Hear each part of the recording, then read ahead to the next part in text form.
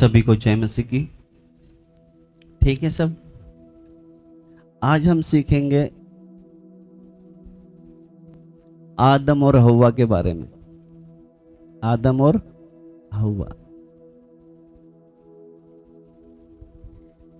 परमेश्वर ने भी, जैसे हम एक एक के जीवन से प्रभु की बड़ी योजना है। आपको लगता है कि परमेश्वर ने हमें कुछ मतलब से चुना है या ऐसे ही बुलाया इधर? हम ऐसे ही आए या परमेश्वर की कुछ योजना है? आपको विश्वास है कि प्रभु ने मुझे अपनी कुछ काम के लिए बुलाया है या ऐसे ही आए हम? किस किस को विश्वास है कि प्रभु ने बड़े उद्देश्य से हमें बुलाया है? हम ऐसे नहीं आए। प्रभु की बड़ी योजना है। जब आदम और हव्वा को भी परमेश्वर ने बनाया था, एक बहुत बड़ी योजना थी। मगर प्रभु को अगर हमें कुछ काम में लेना है तो सबसे पहले वो हमें परखता है। पहले क्या करेगा? वो परखेगा। अगर हम भी, जैसे मैं हर बार कहता हूं, कहीं पर अगर हम जॉब में जाते हैं या काम पर जाते हैं, मालिक हमें जाते से चाबी नहीं देगा। पहले क्या करेगा? वो परखेगा। उसी तरह आदम और हव्वा को अदन की वाटिका में रखने के बाद एक पेड़ लगाया वहां पर। किस लिए लगाया था? परखने के लिए। उसमें क्या निकला? वो परख में फेल निकला। अदन की वाटिका में जो पेड़ लगाया था ना, वो एक, जो वहां पर हम पढ़ते हैं, वो कैसा पेड़ था? एक आश्चर्यजनक। लिखा है वो कुछ है? आश्चर्य मतलब आकर्षित कर, जैसे कि सामने वाले को देखे तो क्या हो जाए? वो एक खिंचाव उसकी तरफ आए। उसी तरह परमेश्वर ने आदम और हव्वा को अदन की वाटिका में रखते समय एक पेड़ रखा वहां बीच में। वो शब्द निकाले हैं, उधर लिखा है।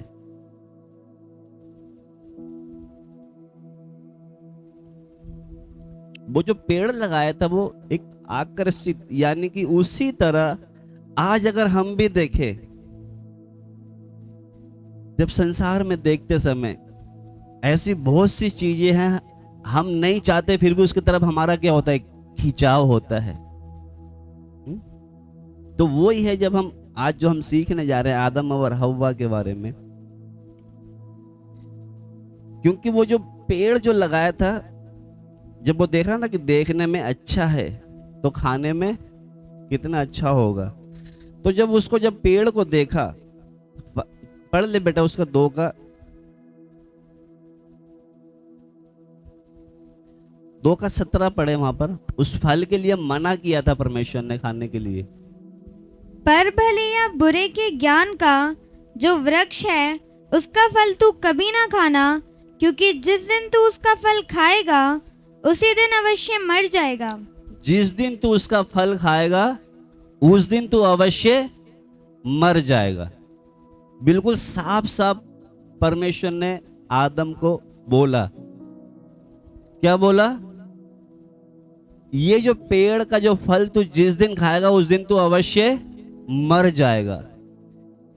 तो जब ध्यान से सुनना, हमने कितनी बार ये सीखा हुआ है, तो ये कहीं हम कहीं हल्के में लेकर हमारे पास जो आज कुछ सीखना है वो कहीं हमसे छूट ना जाए।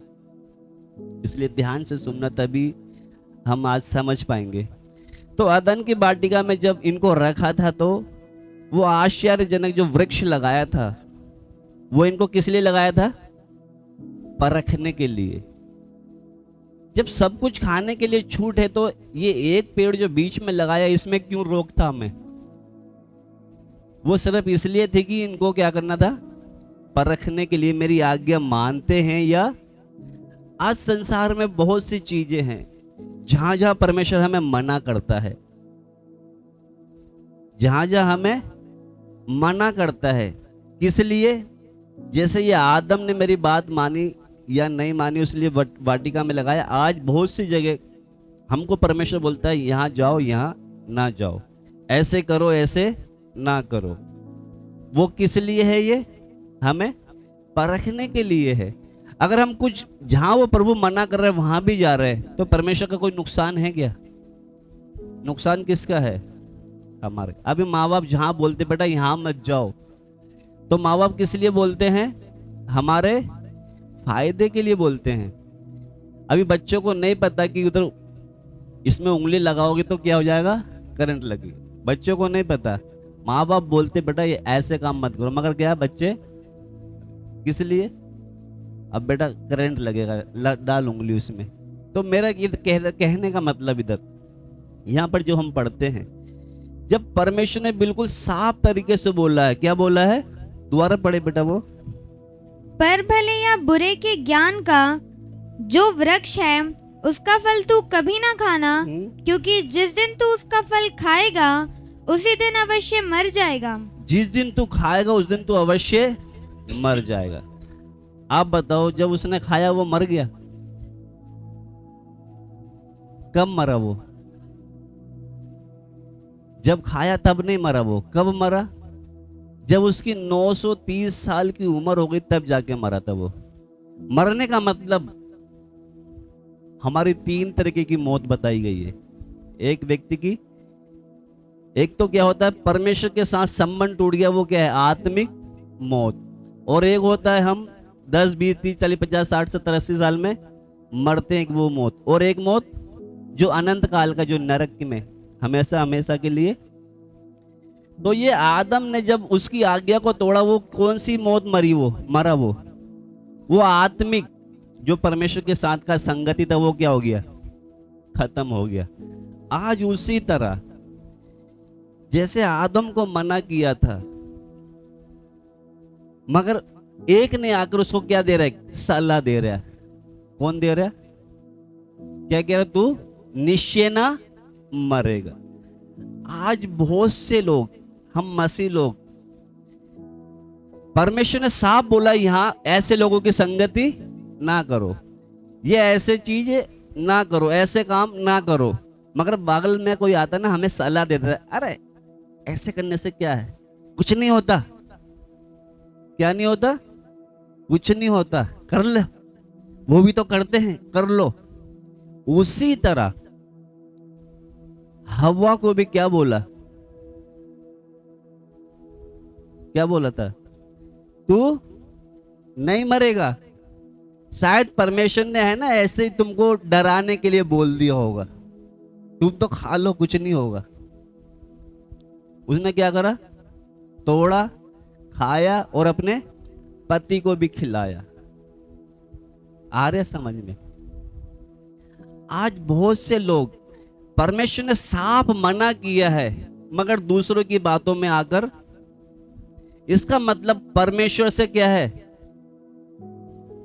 एक तो क्या है, उसने जो बोला उसकी बात पर भरोसा नहीं है। क्या नहीं है? उसने जो बोला उस पर क्या नहीं है? या तो उससे प्यार नहीं है। क्या नहीं है? ये तो क्योंकि क्या है, इधर जब पढ़ते समय एक और आयत है बेटा, पढ़ ले वो भी, उसका 3 का 4 भी पढ़ेंगे हम। तब क्योंकि ये आदम और हव्वा जो विश्वास में नाकाम, निसफल मतलब कैसे हुए? क्योंकि क्या था, वो परमेश्वर की सिद्ध जो बुद्धि थी, जो प्रेम था, जो सामर्थ था, उसके सहारे अगर चलते तो शायद ये गलती नहीं कर पाते वो। इसलिए पढ़े बेटा वो। तब सर्प ने स्त्री से कहा, तुम निश्चय ना मरोगे। तुम निश्चय ना मरोगे। अब जबकि परमेश्वर ने कहा जिस दिन तू खाएगा अवश्य मर जाएगा, मगर एक आ गया इसको सलाह देने के लिए कि तुम निश्चय ना मरोगे।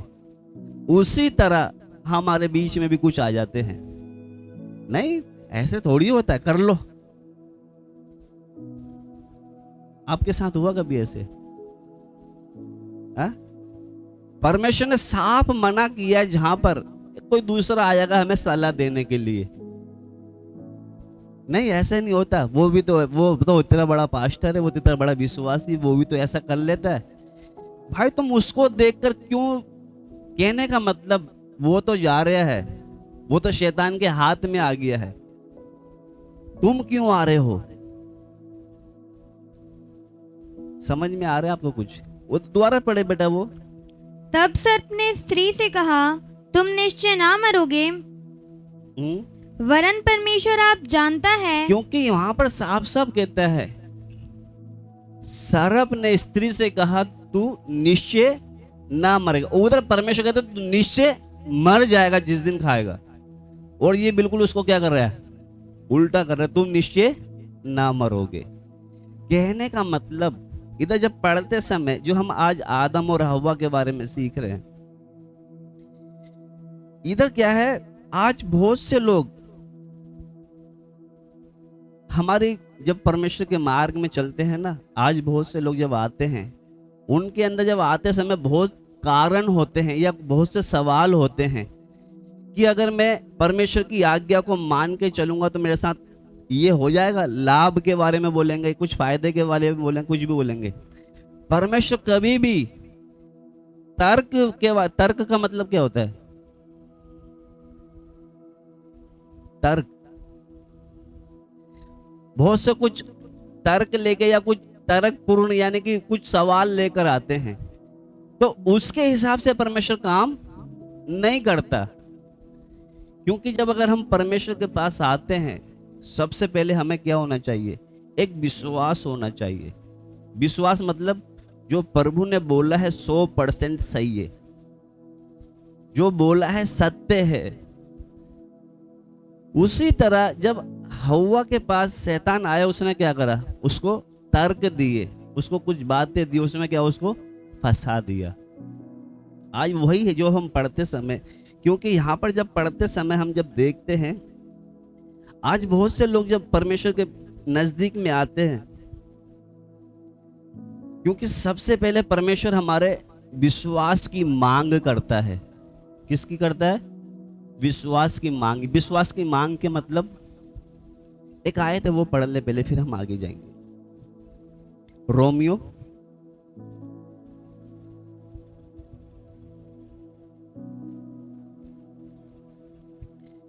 परमेश्वर के पीछे चलते समय हमें तर्क नहीं करना है, हमें विश्वास से चलना है। तो इसीलिए यहां पर पढ़ते समय निकाल ले बेटा, रोमियो उसका 1:5 पढ़े। इधर प्रभु का दास पौलुस बोलता है, जिसके ऊपर से पढ़े बेटा, थोड़ा इसको 4 से पढ़ ले। और पवित्रता की आत्मा के भाव से मरे हुओं में से जी उठने के कारण सामर्थ के साथ परमेश्वर का पुत्र ठहरा है। हाँ, ये यीशु मसीह के बारे में है। आगे पढ़े।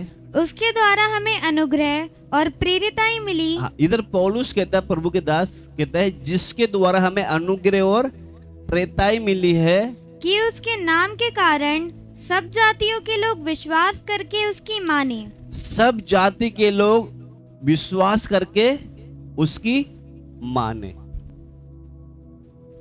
विश्वास करके उसकी माने।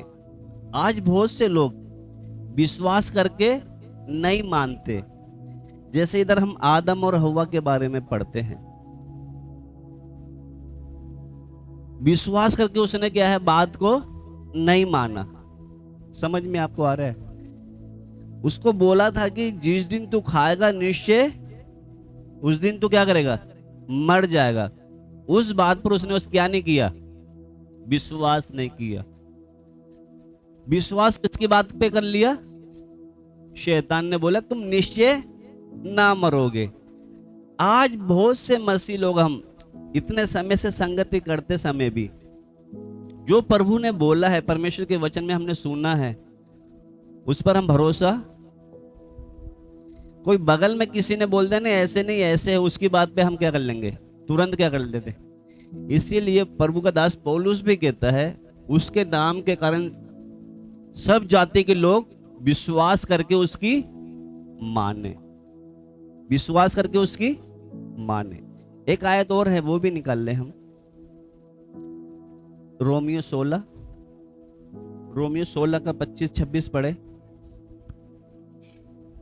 अब जो तुमको मेरे सुसमाचार अर्थात यीशु मसीह के संदेश के प्रचार के अनुसार स्थिर कर सकता है, उस भेद के प्रकाश के अनुसार जो सनातन से छिपा रहा। हाँ, जो सनातन से छिपा रहा, या इस शब्द को थोड़ा पकड़ना।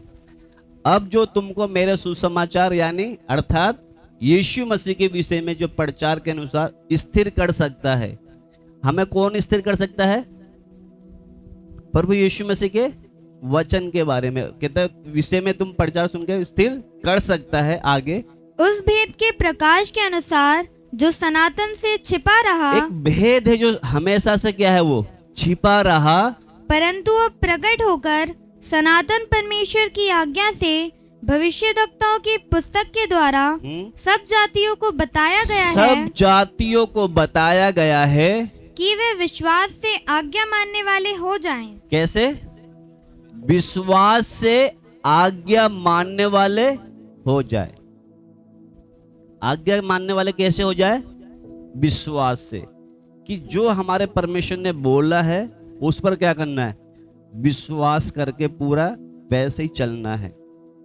इतना समझ में आया है? यहां पे लिखा है सब जातियों को, एक जाति नहीं, सब। इधर इसलिए लिखा है, दोबारा पढ़े बेटा वो, परंतु अब प्रकट होकर सनातन परमेश्वर की आज्ञा से भविष्यद्वक्ताओं की पुस्तकों के द्वारा सब जातियों को बताया गया है कि वे विश्वास से आज्ञा मानने वाले हो जाएं। विश्वास से आज्ञा मानने वाले हो जाए। अब मैं आपको एक बात बताना चाहता हूं, ध्यान से सुनना। जैसे अदन की वाटिका में परमेश्वर ने साफ साफ बोला था, जिस दिन तू खाएगा अवश्य मर जाएगा। उस पर उसको क्या करना था? विश्वास करना था। विश्वास किसका कर लिया? उसने क्या बोलता? तू निश्चय ना मरेगा। उसी तरह आज हम जितने भी मसीह लोग हैं यहां पर बैठे हैं, मैं आपको एक बात बताना चाहता हूं। जो हमारे सोच विचार जो आते हैं ना, सोच विचार आते हैं, आपको नहीं आते? किस किस को नहीं आते? सोच विचार अंदर कुछ आते हैं? नहीं आते? आते हैं। ऐसे ही हव्वा के पास भी सोच विचार लेकर शैतान आया, खा लो कुछ नहीं होगा, तुम निश्चय। अब उसके अंदर सोच विचार आ रहे होंगे कि परमेश्वर ने हमें क्यों मना किया है खाने के लिए, है? ये तो बोल रहा खा लो। अब मैं आपको एक बात बताऊं, सबसे ज्यादा दुश्मन हमारे सोच विचारी है। परमेश्वर ने बोला ऐसा नहीं करना, हम इधर बैठ के बोलेंगे कर लेते हैं, क्या हो गया, कुछ थोड़ी होगा। साथ में कोई बगल में आएगा वो भी सलाह भी दे देगा, इतना धर्मी मत बन, है? इतना ज्यादा सत्संग वाला मत बन, इतना ज्यादा पवित्र मत बन। हमारे अंदर एक सोच विचार आएंगे। सबसे ज्यादा दुश्मनी, विश्वास का जो दुश्मन कौन है? हमारे सोच विचारी है। सबसे बड़ा दुश्मन कौन है? ये हमारे जो सोच विचार आते हैं ना, यही है। जब बाप ने बोल दिया ऐसा नहीं करना, यहां नहीं जाना, यहां इनसे मेल मिलाप नहीं रखना, तो नहीं हमारे अंदर आएंगे सोच विचार। ये सबसे बड़ा दुश्मन है हमारे अंदर। समझ में आ रहा है? इसीलिए नीति वचन में हम पढ़ते हैं, तू अपनी समझ का सहारा ना लेना। लिखा है तू अपनी समझ का सहारा, हव्वा ने ले लिया समझ का सहारा। जब तेरे को बोला था ना इसका फल नहीं खाना, तो बोल के साफ साफ बोल दे, जिस दिन तू खाएगा अवश्य मर जाएगा। फिर तू अपनी सोच समझ विचार उसमें क्यों जोड़ रहा है? समझ में आपको कुछ आ रहा है? हमारा जो विश्वास का दुश्मन सबसे ज्यादा कौन है? जो हमारे अंदर सोच विचार आते हैं, नहीं वो भी तो ऐसा करता है, तू भी कर ले। वो भी तो ऐसे ऊपर कपड़े पहनती है, तू भी पहन ले। ये क्या आते हैं? सोच विचार। ये सबसे ज्यादा दुश्मन हमारे, खतरनाक। वो भी तो मेकअप करती है, तू भी कर ले। वो भी तो फिल्म देखने जाता है, तू। ये सोच विचार। जब बाप ने बोल दिया कि नहीं जाना तो नहीं खाना तो नहीं, फिर उसमें बीच में तुम क्यों अपने वो जोड़ते हो तार? आदम और हव्वा को पूरा सब कुछ दिया था ना। अगर एक फल की मना किया, क्या तुम मर जाएगा क्या? सिर्फ किस लिए रखा था? उसको परखने के लिए। किस लिए?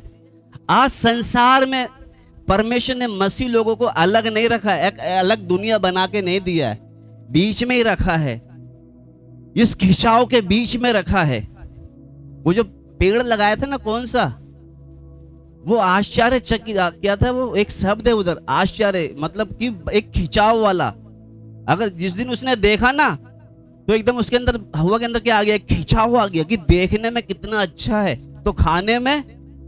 उसी तरह परमेश्वर ने हमको इधर भीड़ के बीच में रखा है, हमको कहीं अलग नहीं रखा। आप देखना, बहुत से जो बाबा गुरु होते गुफाओं में, पहाड़ों में चले जाते हैं कि कहीं गलत निगाह हमारे अंदर ना आ जाए, विचार ना आ जाए, इधर कोने में बैठते हैं। हमारे बाप ने बीच में रखा है। इस खिंचाव वाले संसार से बच के रहना। वो चाहता तो हमको साइड में एक दूसरी कॉलोनी बना कर दे देता है? उसको बीच में हमें रखा है। किस लिए?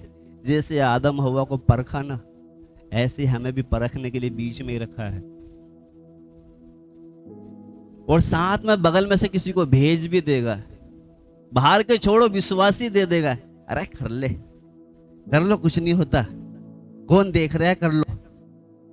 शैतान भी ऐसे कहता है ना, तुम निश्चय ना मरोगे, खा लो, कुछ नहीं होता। उसी तरह जब हम पढ़ते हैं, वो बेटा वापस जाए 16 में, रोमियो जो हमने 16 का 25,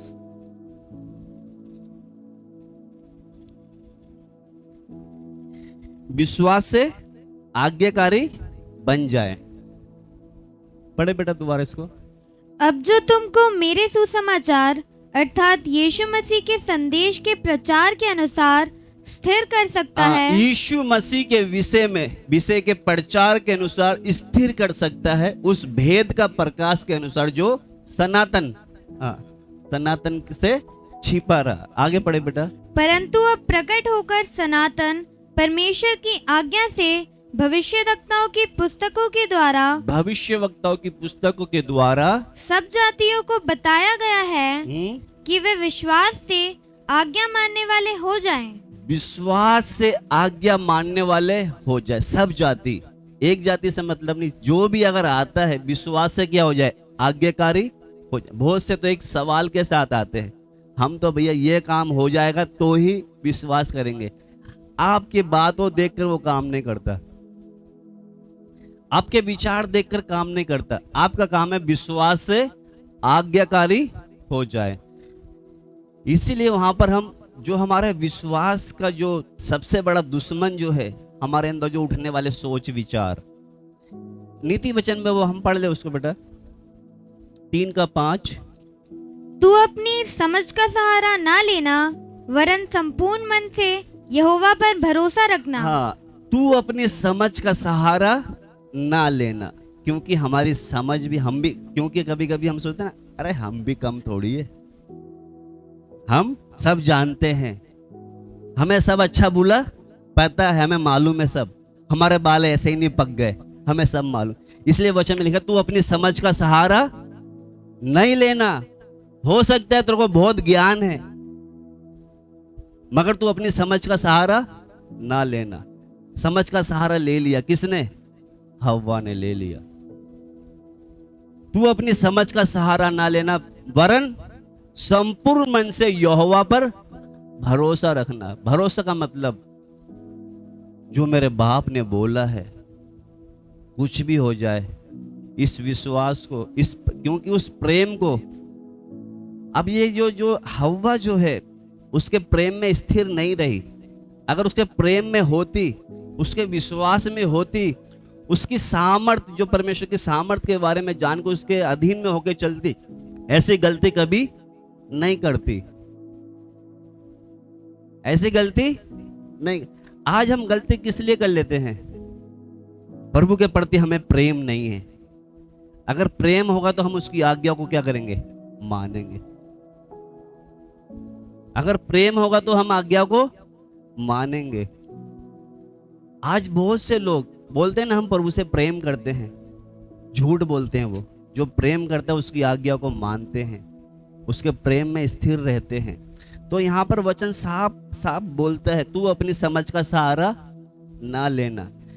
चाहे कुछ भी समस्या, कुछ भी माहौल विपरीत हो जाए, मगर तू अपनी समझ का सहारा ना लेना। संपूर्ण पूरा मन से यहोवा पर भरोसा रखना, तब वो तेरे लिए क्या करेगा। वो हम तो अपनी समझ से मार्ग ढूंढने लग जाते हैं। फिर आप किस कैसे बोल सकते हैं हम विश्वासी हैं? जब हम अपनी समझ से रास्ता ढूंढते तो फिर हम कैसे बोल सकते हैं हम विश्वासी हैं? वचन कहता है संपूर्ण मन से यहोवा पर भरोसा रखना।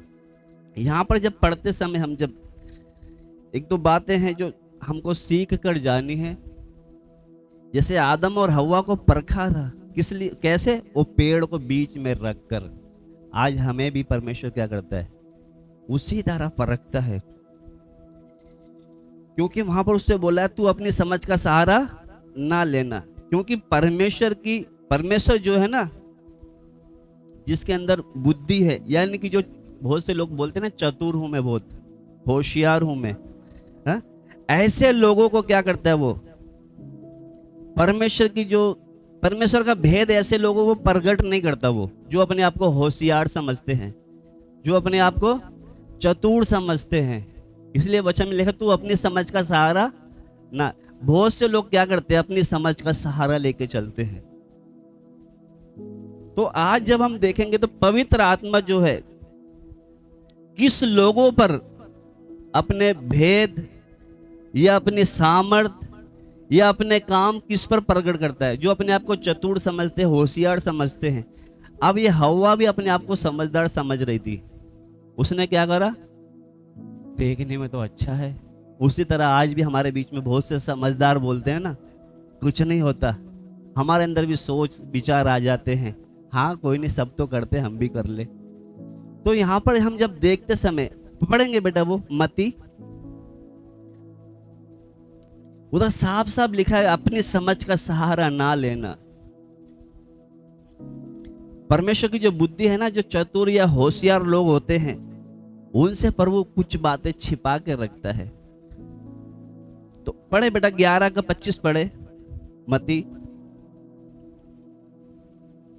उसी समय यीशु ने कहा, हे पिता, स्वर्ग और पृथ्वी के प्रभु, मैं तेरा धन्यवाद करता हूँ कि तूने इन बातों को ज्ञानियों और समझदारों से छिपा रखा। ज्ञानियों और समझदारों से छिपा रखा। आगे, और बालकों पर प्रकट किया। बालकों पर प्रकट किया। किससे छुपा के रखा है?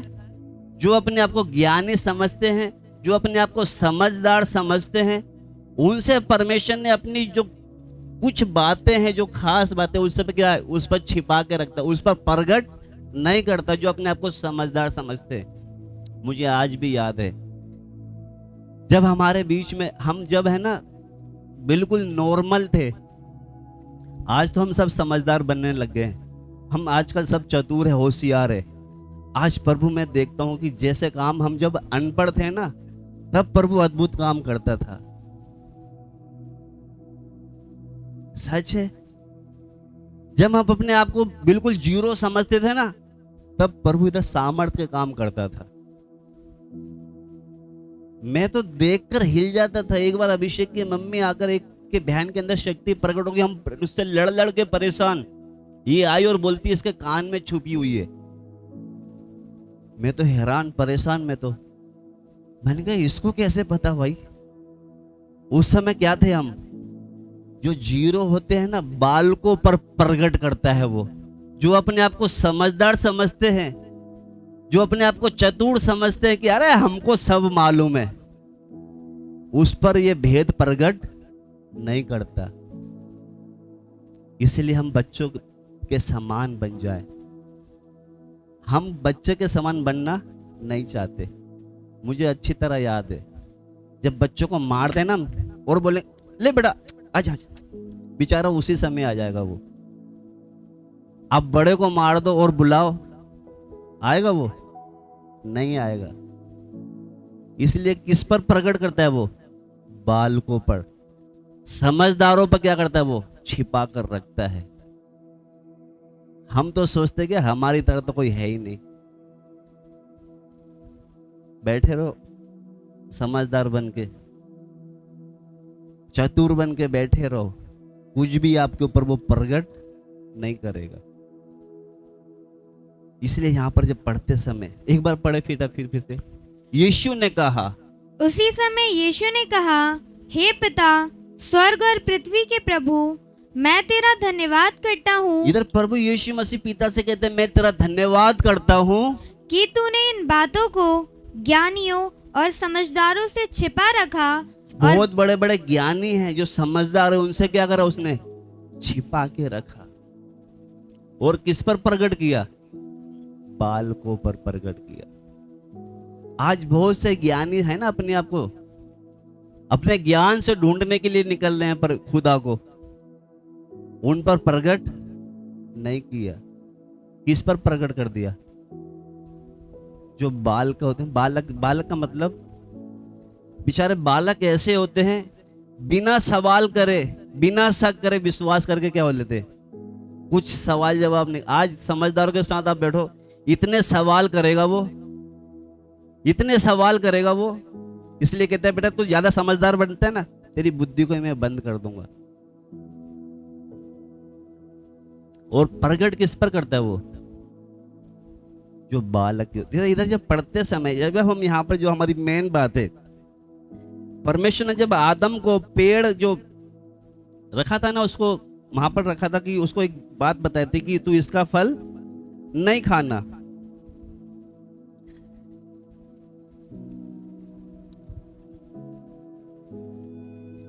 क्या आज्ञा दिए थे उसको अदन की वाटिका में? उसको कुछ वजह भी नहीं बताई थी, उसको कुछ वजह, बस यही कहा था कि तू इसका फल नहीं खाना। आज भी अगर हम देखें ना, परमेश्वर जब हमें बुलाता है, कोई वजह, कुछ वजह बताइए आपको, हा? कुछ वजह नहीं बताता। उसी तरह हमारा काम यही है कि जो बाप ने बोला उसकी आज्ञा को मानते आगे चलते जाए। क्योंकि यहाँ पर जब पढ़ते समय जब हम देखते हैं, सबसे पहला जो है हमारी, सबसे पहले परमेश्वर जो हमें परखता है कुछ काम देकर, यानी कि अदन की वाटिका में उनको एक आज्ञा देकर परखा था कि उसका फल नहीं खाना। सबसे पहले क्या है? आज्ञा पालन जो होती है। ऐसे करने से क्या है, हम देखें ज्यादा करके हमारे अंदर जो सोच विचार आते हैं, आज बहुत से लोगों के अंदर सोच विचार आते हैं कि यार ये फालतू की बातें सब। अभी तो पता क्या हुआ, हमारे साथ के संगति करने वाले लोगों के अंदर पता क्या आ गया? अब जैसे हमने शुरू में प्रभु के दासों के द्वारा देखा है कि ये हमने ये उतार दिए ना, ये सब ये उतार दिए हमने बपतिस्मा के बाद। अभी पता क्या है उनके अंदर विचार आ रहे हैं? बाइबल में क्या लिखा? तुम्हारा श्रृंगार दिखावटी ना हो। तुम्हारा श्रृंगार मतलब हल्का फुल्का चल जाता है, कर लो। ये पता क्या है? ये हमारे सोच विचार हैं। थोड़ा बहुत तो कर लो, लाइट लाइट कर लो, हल्का फल्का। अब थोड़े थोड़े में क्या करोगे? थोड़ा हाथ उंगली तो दो उसको, थोड़ा सा दो तो सही उसको, पूरा हाथ ही निकल जाएगा, वो पता भी नहीं चलेगा आपको। मैंने अपने कानों से सुना है कि बाइबल में ये लिखा है कि श्रृंगार के बारे में क्या लिखा है? तुम्हारा श्रृंगार दिखावटी मतलब हल्का फुल्का तो चल जाता है। मेरा कहने का मतलब, ध्यान से सुनना, जब बाप ने जिस चीज के लिए बोला है ना, थोड़ा सा क्या कहता ना, उसको पता कि जब यहां पर हम पढ़ते समय जब उसने थोड़ा सा खाया, कितना खाया उसने? थोड़ा सा खाया। अपने पति को, एक में से दोनों ने खाया, दो चार तोड़ के नहीं खाए। तुमने सिर्फ क्या करा? तुमने आज्ञा तोड़ दी, पाप कर दिया। शैतान हमेशा आपको एकदम से नहीं मारेगा, धीरे धीरे करके मारेगा, पता भी नहीं चलेगा आपको। यहां पर जब पढ़ते समय, जब अदन की वाटिका में हम देखते हैं कि इसीलिए वहां पर लिखा, तू अपनी समझ का सहारा सबसे बड़ा दुश्मन जो है ना हमारी सोच समझ ही है, क्योंकि हम बैठ के है ना उसको घटाटे बढ़ाते रहते हैं। वो ऐसा करती है, वो ऐसा करता है। आप उनसे क्यों जोड़ रहे हो? आप परमेश्वर के वचन से जोड़ो ना। इसने क्या कहा है, ये क्या कहना चाह रहे हैं हमसे, ये क्या बोल रहा है हमसे। अब सामने ये अदन की वाटिका में क्या हुआ? उसने परमेश्वर की छोड़कर किसकी बात सुन ली? शैतान की सुन ली। अगर सच में वो उसकी बात में नहीं, वो उसको बोल सकता था वो कि जब मेरे बाप ने इतना फल लगा दिया है, शायद इसमें भी कुछ प्रभु की मर्जी है, इसलिए तो उसने मुझे मना किया। तू कौन आता है, गेट आउट। पास हो सकते थे वो अदन की वाटिका में। तो यहां पर जब हम देखते हैं आज बहुत से लोग जो अपनी सोच समझ के बारे में, क्योंकि बहुत से लोग तो होते हैं बहुत सोचते हैं कि फालतू बातें है सब। अगर फालतू बात होती तो नूह भी जब 120 साल तक प्रचार करा, उसके अंदर भी सोच विचार आए होंगे। यार इतने दिन से मैं जहाज बना रहा हूं पानी का, ना तो कभी बारिश आ रही है ना कुछ हो रहा है, उसके अंदर भी विचार आ रहे होंगे। आज हमारे अंदर आते हैं ना, मगर उसने क्या करा? उन सब विचारों से क्या करता रहा? वो लड़ता रहा। मेरे बाप ने जो मैंने आवाज सुनी है ना, उस पर मैं भरोसा करके चलूंगा। जो उसने बोला है ना, आप देखना अब्राहम से बोला तुझे बेटा दूंगा, उसके अंदर सोच विचार आते होंगे। मैं तो बुढ़ा होने पे आ गया हूं, नहीं आए होंगे सोच विचार। सबसे खतरनाक है ये सोच विचार, सबसे खतरनाक सोच विचार। सोच विचार कितने भी आ जाए, अगर सामने हम देख लेंगे ये लिखा हुआ है, मेरे बाप ने लिख के दिया है, आप तभी जी पाओगे। नहीं तो सोच विचार में तो हम बड़े बड़े ज्ञानी फंस गए। तो यहां पर जब हम पढ़ते समय, नूह ने जब जहाज बनाया उसके अंदर भी विचार आए होंगे। अब्राहम जब बुढ़ापा आ गया उसके अंदर भी विचार आए होंगे। आज बहुत से लोग परमेश्वर की सामर्थ को अनुभव क्यों नहीं कर पाते? उसकी सामर्थ को, उसके आश्चर्य कर्मों को अनुभव क्यों नहीं कर पाते? वो उसमें अपना जोड़ना शुरू कर देते हैं। आप देखना, जब पतरस से प्रभु ने बोला था, क्या बोला था? निकाले वो वचन पढ़े हम।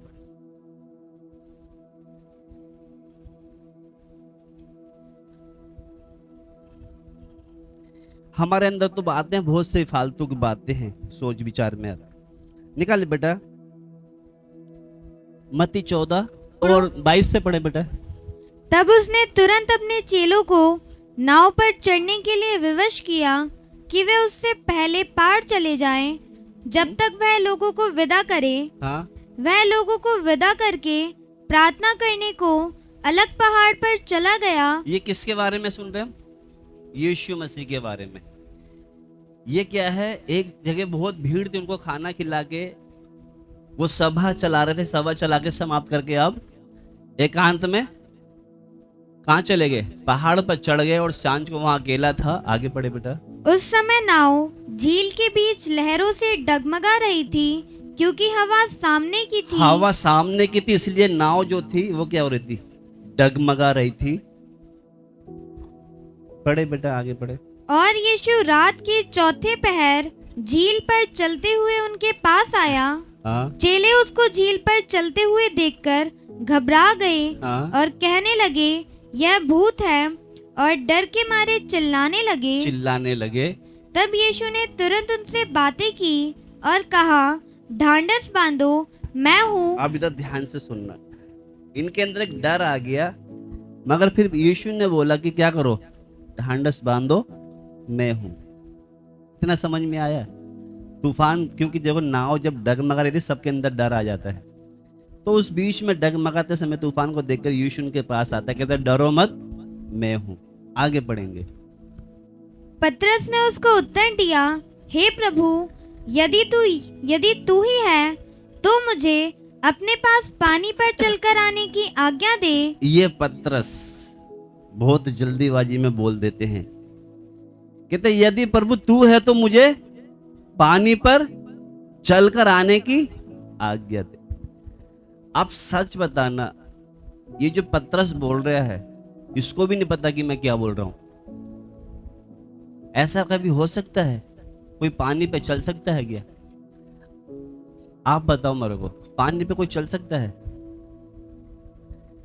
अगर पतरस अपनी बुद्धि से सोचता कि ऐसा, तो वो बोलता ही नहीं कभी कि प्रभु तू है तो मुझे पानी पर चलकर आने की आज्ञा दे। इसने बिना समझे ऐसे शब्द बोल दिए। अगर इसने बोलने के बाद प्रभु ने क्या कहा, क्या बोला आगे? पढ़े बेटा। ये कहता है मुझे अपने पास पानी पर चलकर आने की आज्ञा दे। आगे उसने कहा आ।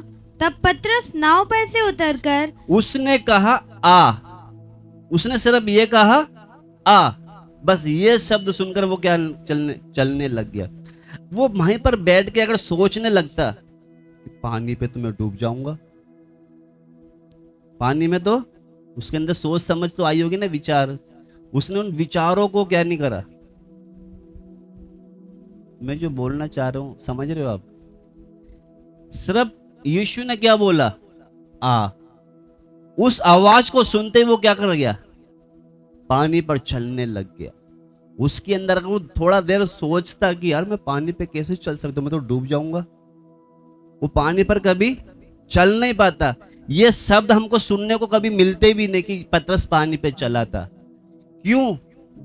उसने उसके अंदर विचार की बातों को आगे जाके थोड़ा कुछ आ गया, इसलिए वो क्या हो गया, मगर पहले तो आवाज सुनकर क्या करने लग गया, वो चलने लग गया ना। अगर चलने से पहले वो सोच लेता मैं पानी पे तो चल नहीं सकता, तो वो पांव कभी नहीं रखता। अगर ये सोच विचार आ जाता तो वो अद्भुत काम कभी हम ना तो सुन पाते, ना कभी पतरस वो देख पाता कि पानी पे भी चल रहा है। समझ में आपको आज बहुत से लोग इस अपने सोच समझ में विचार में फंस जाते, इसलिए उनके जीवन में अद्भुत काम नहीं होते। पता नहीं समझ में आ रहा नहीं आ रहा? अद्भुत काम क्यों नहीं होते? हम अपनी समझ का सहारा लेने लग जाते हैं, हम अपनी बुद्धि को आगे ले आते हैं, अपनी समझ को आगे ले आते हैं, इसलिए हमारे जीवन में अद्भुत काम नहीं होते, आश्चर्य कर्म नहीं होते। आश्चर्य कर्म उन्हीं के जीवन में प्रभु करता है जो अपने आप को बालक की तरह सब कुछ उसके हाथ में सौंप कर चलते हैं। अब्राहम ने आवाज सुनकर चला, कभी उसको दिक्कत आई दिक्कत कुछ? उसने सवाल भी नहीं किया कि बाप मुझे कहां जाना है, आई दिक्कत? नूह ने विश्वास करके जहाज बनाना शुरू करा, दिक्कत आई? दिक्कत पता किसको आई? जिन्होंने बुद्धि लगाई अपनी। बुद्धि किसने लगाई थी? साउल ने। अच्छी को बाटा लगा, बुद्धि लगा। क्या लगा? उसको एक ने बोल दिया। अच्छी किसके लिए? यहोवा के लिए। बुद्धि तेरे को बोला था ना सब कुछ खत्म करने का, बुद्धि क्यों लगा रहा तू? इसलिए लिखा अपनी समझ का सहारा ना ले। अब्राहम बूढ़ा हो गया, समझ का सहारा नहीं लिया। एक ने बोला है, क्या बोला है?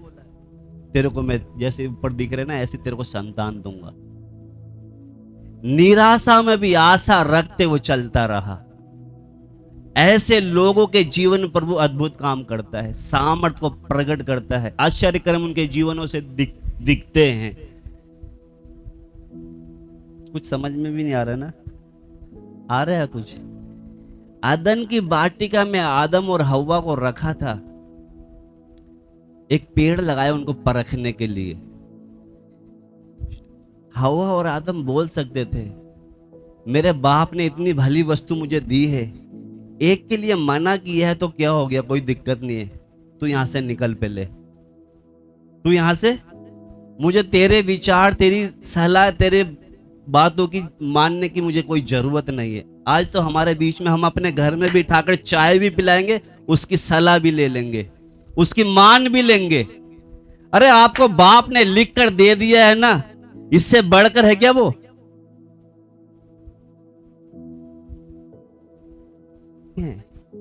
आप सोचते कि सामने वाले से हम थोड़े छूट ले लें, हम छूट दे देंगे।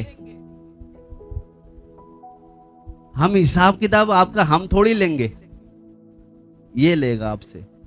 तो आप हमारी मान के क्यों गलती कर रहे हो? आपको ये दे दिया है ना, आप सोचते कि कोई सेवक आगे हमें थोड़ी छूट दे दे। इसका मतलब आप कुछ छूट लेना चाहते हैं।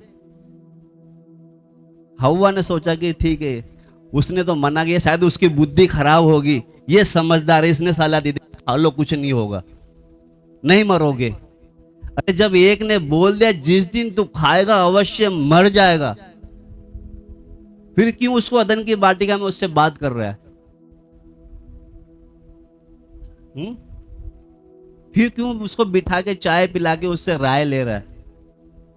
इसलिए आइए हम प्रभु से प्रार्थना करें।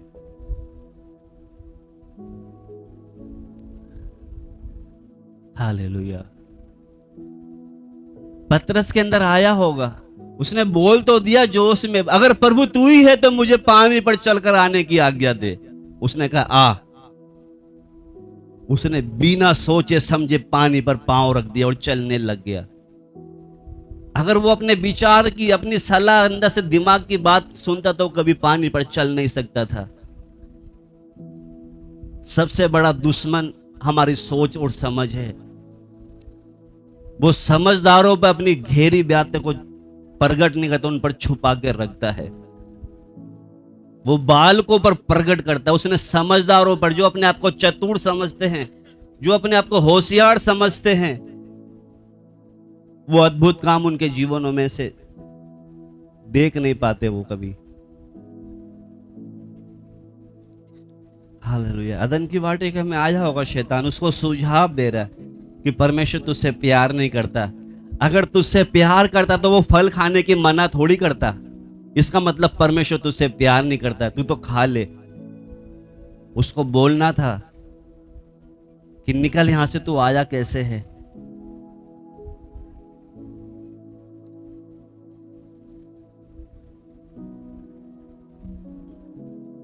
हालेलुया। उसको बोलना था कि एक बात निश्चय है कि परमेश्वर हमसे बहुत प्यार करता है। अगर उसने उस चीज के लिए हमें मना किया, शायद हमारे कुछ फायदे के लिए मना किया है।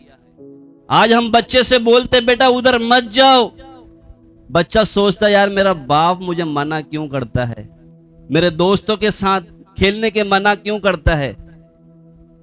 उसको एक ही बात सोचनी चाहिए कि शायद परमेश्वर, जैसे मेरा बाप कुछ मेरी भलाई के लिए मना करता है, उसी तरह अदन की वाटिका में उस फल के लिए मना किया था। शैतान आया था, उसको बोलना था भाई मुझे समझ में नहीं आता कि उसने क्यों मना किया है, मगर मना किया तो मेरे लाभ के लिए मना किया है। हालेलुया। इसलिए एक आयत पढ़कर इधर हम समाप्त करने जा रहे हैं। इफिसियों 6:16 पढ़कर हम प्रार्थना करने जा रहे हैं। और इन सबके साथ विश्वास की ढाल लेकर स्थिर रहो, जिससे तुम उस दुष्ट के सब जलते हुए तीरों को बुझा सको। विश्वास की ढाल लेकर स्थिर रहो। सबसे पहले हमारे विश्वास को तोड़ने के लिए हमारे अंदर हमारे सोच विचार शुरू हो जाते हैं। हमारे विश्वास को खत्म करने के लिए हमारे अंदर कुछ विचार उठने शुरू हो जाते हैं। हमारे अंदर एक ही विचार आना है, मुझे पता नहीं उसने क्यों मना किया है, मगर जो भी किया उसने मेरी भलाई के लिए मना किया है। इसलिए यहां पर लिखा है विश्वास की ढाल लेकर स्थिर रहो, जिससे तुम उस दुष्ट के सब जलते हुए तीरों को बुझा सको। ये ढाल वही है। ये ढाल क्या है? हमें सुरक्षा देता है, हमारा बचाव करता है। अगर ये ढाल नहीं है, हमारी सुरक्षा खत्म। हमारा विश्वास ही हमारी ढाल है।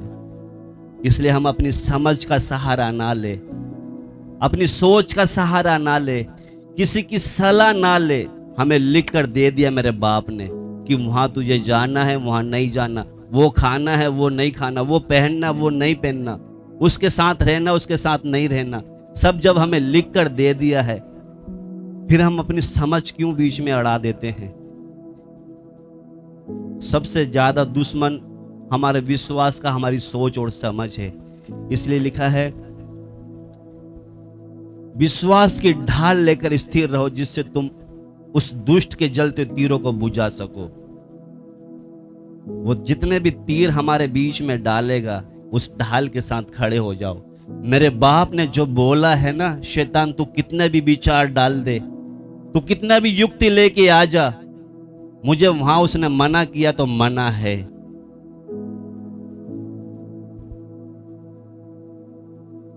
हालेलुया। मुझे जो पेड़ खाने के लिए मना किया है, वो कारण क्या है मुझे नहीं पता, मना किया तो मना ही है बस। हालेलुया। आइए हम प्रार्थना करें प्रभु से। स्तुति हो खुदावन। बहुत बड़ी योजना थी आदम और हव्वा से परमेश्वर की जब बनाया था, मगर उनको पहले परखा, वो परख में फेल निकल गए। आज हमको भी जैसे अदन की वाटिका में वो आश्चर्यचकित वो पेड़ जो लगाया था, आज हमारे बीच में भी परमेश्वर ने दुनियादारी के बीच में रखा है।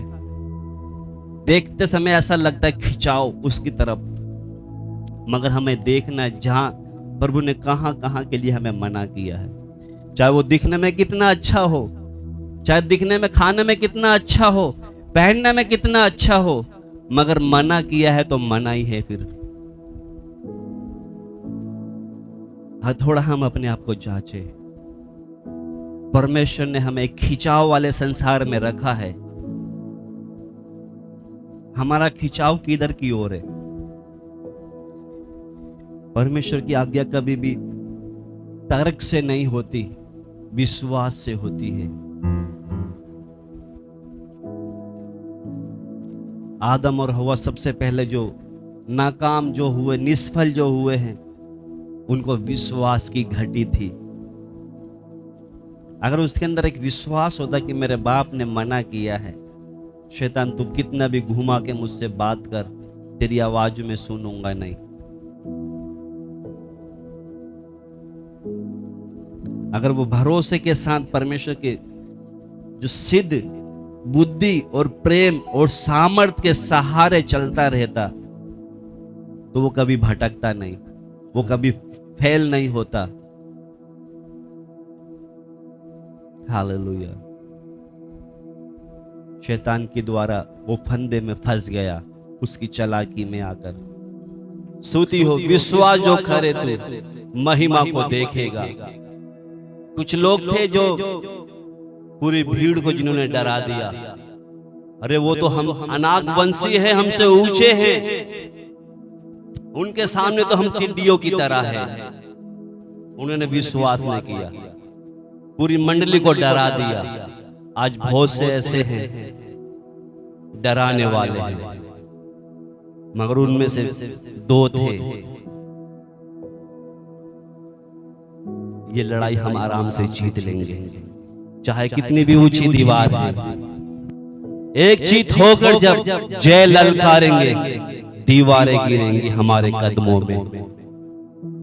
विश्वास जो करे तू महिमा को देखेगा। आज बहुत से लोगों ने विश्वास नहीं किया, इसलिए वो परमेश्वर की महिमा को देख नहीं पाते। लोगों की बातों में आकर डर जाते हैं। अरे तू तो इतना बीमार हो गया, मर जाएगा, वो डॉक्टर के पास चली जा।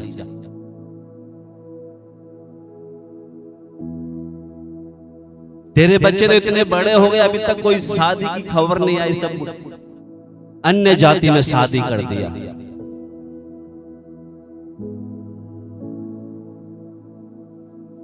विश्वास जो करे तू महिमा को देखेगा। अब्राहम ने विश्वास किया था, नूह ने विश्वास किया था, ऐसे बहुत से प्रभु के संत लोगों ने विश्वास किया। वचन में हम पढ़ते हैं, जिन्होंने विश्वास किया उनके मुंह कभी लज्जित नहीं होने देता वो। आइए हम प्रभु से प्रार्थना करें। शायद हमें कोई रास्ता नजर नहीं आ रहा, कुछ बात हमारे समझ में नहीं आ रही कि प्रभु ने क्यों मना किया है। समझ में नहीं आ रही, कोई बात नहीं, मना किया है तो मना है। आइए हम प्रभु से प्रार्थना करें। अनदेखी बातों को मानो अपने सामने, विश्वास से देखता हूं मैं प्रभु में। ऐसी बहुत सी चीजें हैं हमारे समझ में नहीं आ रही, मगर हमें विश्वास से देखना है मेरा बाप जो भी करेगा मेरी भलाई के लिए सब कुछ ठीक करेगा, मेरे लिए कभी कोई गलत काम नहीं करेगा वो। हालेलुया। घर से बीमारी नहीं हट रही, घर से समस्या नहीं हट रही, घर से परेशानी नहीं हट रही, कोई दिक्कत नहीं।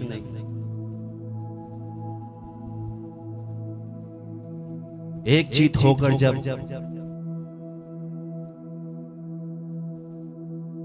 आवाज, जब एक जीत होकर जब आवाज आई, दीवार गिर गई। हम देखे शायद हमारे घर में एक मन एक चीत नहीं है, कितनी बड़ी दीवार होगी हमारे कदमों में गिर जाएगी, हम एक मन एक चीत हो जाएगा। हालेलुया, स्तुति हो।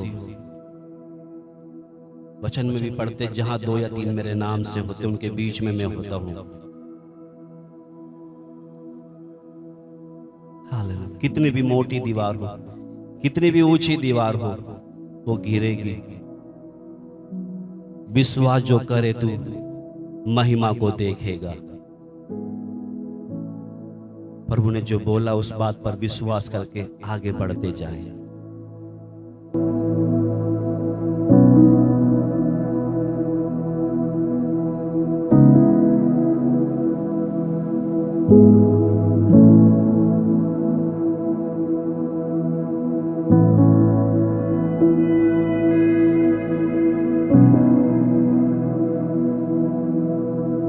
you